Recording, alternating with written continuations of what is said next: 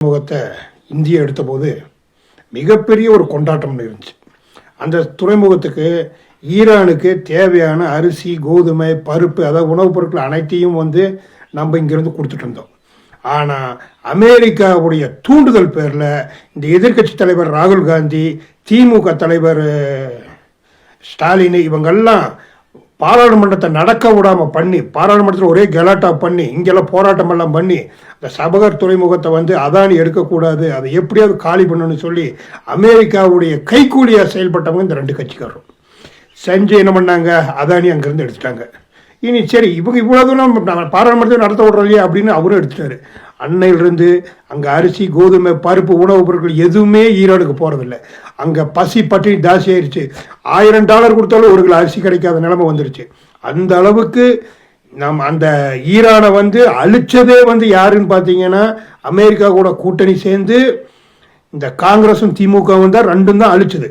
ஆனால் இங்கே இருக்கிற இஸ்லாமியர்கள் இன்னுமே எங்களுக்கு அவங்க தான் ஒரு நல்லது பண்ணிட்டு இருக்காங்க அப்படின்னு சொல்லி அவங்களுடைய சுயநலத்துக்காக, அவங்களுடைய ஓட்டு வங்கிக்காக அவங்க உங்களை ஏமாத்துறாங்கிறது தெரியாமல் இன்னுமே இந்த காங்கிரஸ் திமுக கூட்டணிக்கு ஓட்டு போடுறேன், அவங்க தான் எங்களுடைய முக்கியமான ஆளுங்கட்சி, எங்களை காப்பாற்றுறவங்க அப்படின்னு சொல்லி இன்னுமே நீங்கள் நம்பிட்டு இருக்கீங்களா? உங்களை விட முட்டாள்கள் யாருமே இல்லை.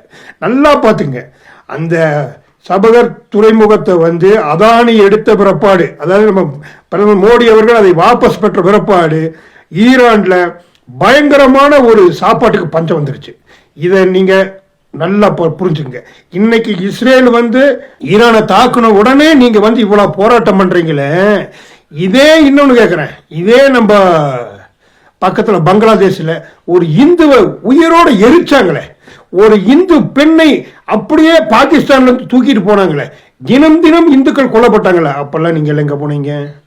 அதாவது இன்றைக்கு உலக முஸ்லிம் நாடுகள் எல்லாம் போர் பதற்றத்தில் இருக்குது.